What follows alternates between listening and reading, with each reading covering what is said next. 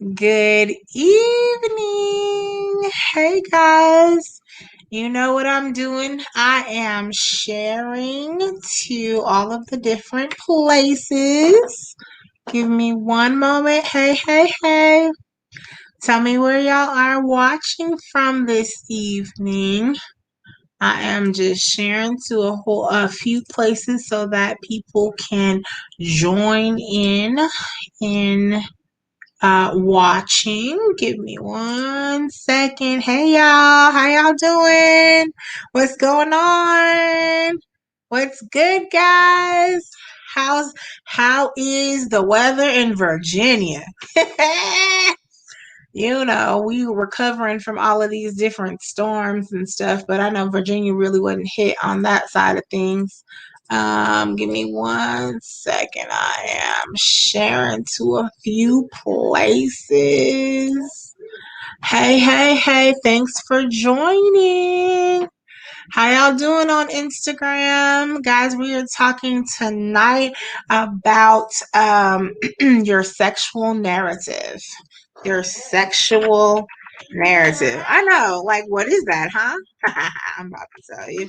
And don't mind the noise in the background. That is Colin G, who should have been asleep by now, but he chose to stay up tonight because mommy was doing a few things and working. So I am hearing a whole bunch of stuff in the background. I don't know if y'all can hear Colin G, but just say hey to Colin G. Yeah, that's him in the background. You hear him? He's singing to you. He's singing to y'all. My name is Candy J. I'm just sharing to a few places. Share now. Okay. So, my name is Candy J. I am a certified sexuality coach. Thanks for saying hey to Colin. A certified clinical sexologist and a relationship coach through the Dr. Rachel Institute and the American Association of Sexologists International. I help people who want to foster better communications in their relationships and marriages, work through infidelity, put the oohs and ahs back into their relationships, the passion, the romance back into their relationships. I also work with postpartum mothers and their significant others to kind of work through those particular issues. And through that delicate time of right after you've had a baby, the first 6 months sometimes are the worst 6 months.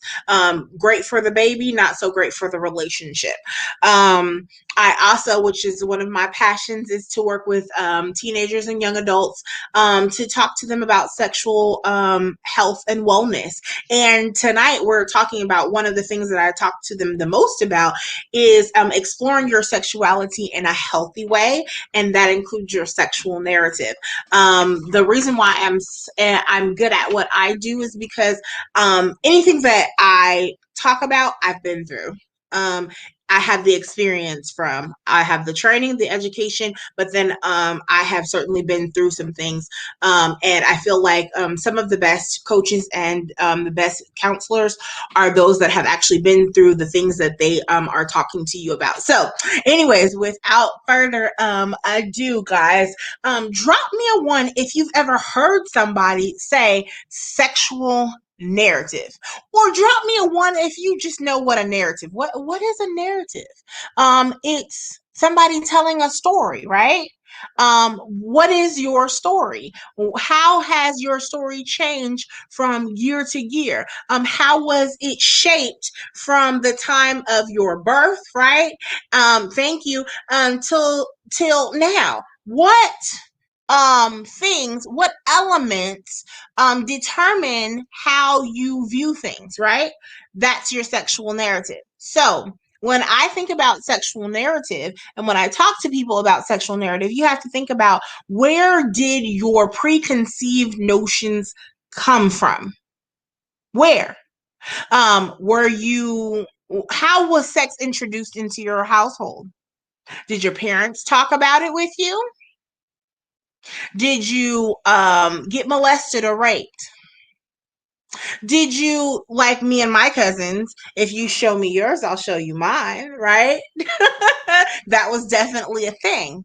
But how were you introduced to sex?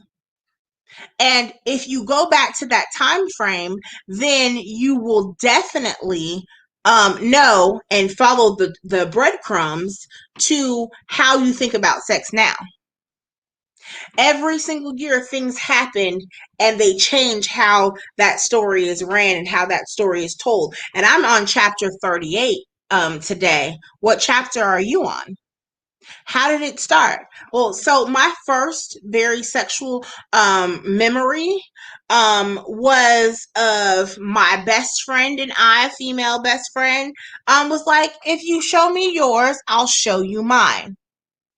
We had the same parts. So it was nothing, right?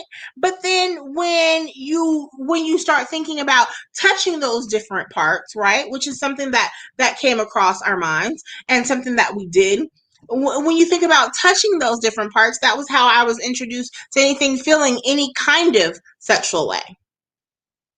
So drop me a two if you remember from one, two, three, four, five, six. What was your first memory? You don't have to tell me in the comment. Just drop me a two. Or if you feel so bold, you can definitely tell me what that first picture comes into your mind, because that's the first thing that comes into my mind when I think about what shaped my sexual narrative. So for the longest time, my mom had no idea that my best friend and I were fooling around at 3 and 4 and 5 because we didn't think nothing of it, right? Back then, we didn't think nothing of it.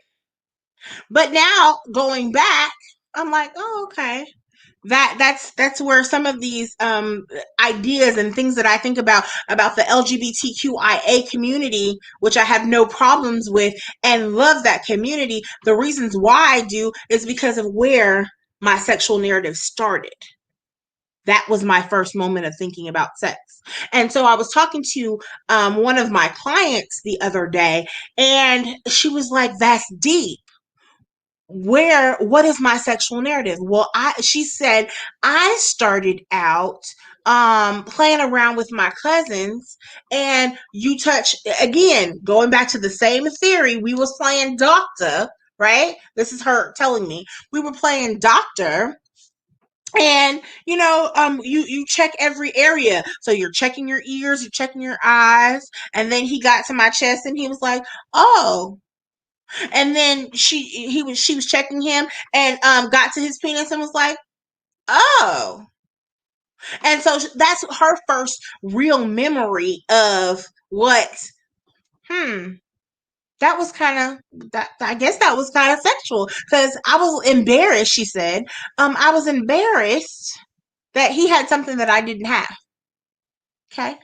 So let's fast forward a little bit. Then you go through you get to middle school, and then as a former educator, y'all know I taught 7th and 8th grade. As a former educator, I thought about where I was when in 7th and 8th grade. What was I thinking about in 7th and 8th grade, and what is it like now? Because now they have access to the internet, so anything that they can think of to try, they do.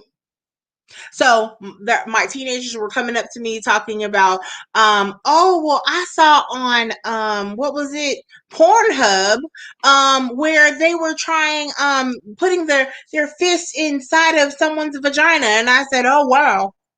Okay. So we're going to have that conversation. Okay. I didn't have access to that when I was a kid, right? Because we had encyclopedia. We didn't have Wikipedia. Drop me a three if you remember Encyclopedias Britannica. That's how we got our information. We didn't have computers, right? But and again, we're still talking about sexual narrative, right? How were you introduced to certain things is how your mind it forms and shapes in your adulthood now. So let's fast forward to high school. And then this particular client, she had sex in high school, and she didn't have sex in high school because she really loved the person, or really even really cared about the person. She said it was just because three of her friends had already done it, and they were like, oh, it feels great and it feels good, and she wanted to try it too, and did. And she had a terrible, terrible experience. And now she is this particular client. She's 50 now, and she's only had maybe about 5 or 6 partners, and she is very, very closed off. And was like, oh, it's not going to feel good anyway. It's not for me to feel good. It's for him to feel good. And I said, well, where did that come from? Oh, because, when I had sex in high school, it didn't feel good. And then when I married my husband, it was all right. I didn't really have an orgasm, had never really experienced an orgasm. And so now you're thinking, oh, well, it's not possible for me to have an orgasm, or it's not possible for me to feel a whole bunch of pleasure. It's really just for him, or really it's to procreate. So all of this is talking about your sexual narrative, how those images and things shape and form in your mind, and then it becomes your views about sex. And then it becomes your actions towards the people that you care about, and you wind up coming to a conclusion that doesn't have to be, or it does have to be. So let's go on the flip side of things. I had another client. She had sex at 12. She said it felt great. The boy really knew what he was doing. It was a boy. Then she had sex again at 17.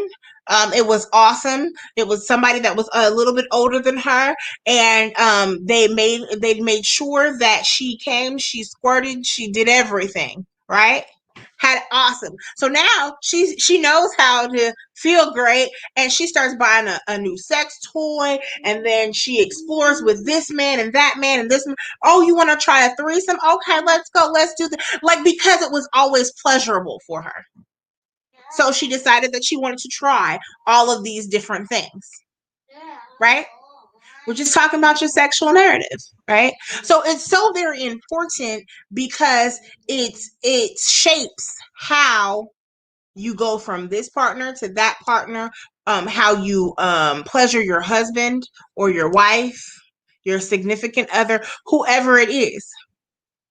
So I just really wanted to come to you. I teach a class on exploring your sexuality in a healthy way, and that class has this little tidbit of your sexual narrative. And we go in depth because it's a private class, so we have a free to share about whatever our sexual narrative is, or was, or can be. So I didn't want to take up too much of your time. But don't be a hater. Like, share. If you're on YouTube, ding that bell. If you're on Instagram, definitely go back to IGTV and share and like, heart it for me. If you're on Facebook, you know what to do, booze. You know what to do. Thank you so much for watching tonight. Tomorrow I will be live talking about some few things that are very, very important, but I'll wait till tomorrow to talk to you about it. But guys, on my radio show on Sunday, I just got to drop this tidbit in for you. On my radio show on Sunday, we will talk to a first lady, and we will talk about dating and your husband and romancing your husband, all while taking care of the congregation as well. So thank you so much for watching. I had a great time tonight. Hope you enjoyed. Talk to you tomorrow. Bye.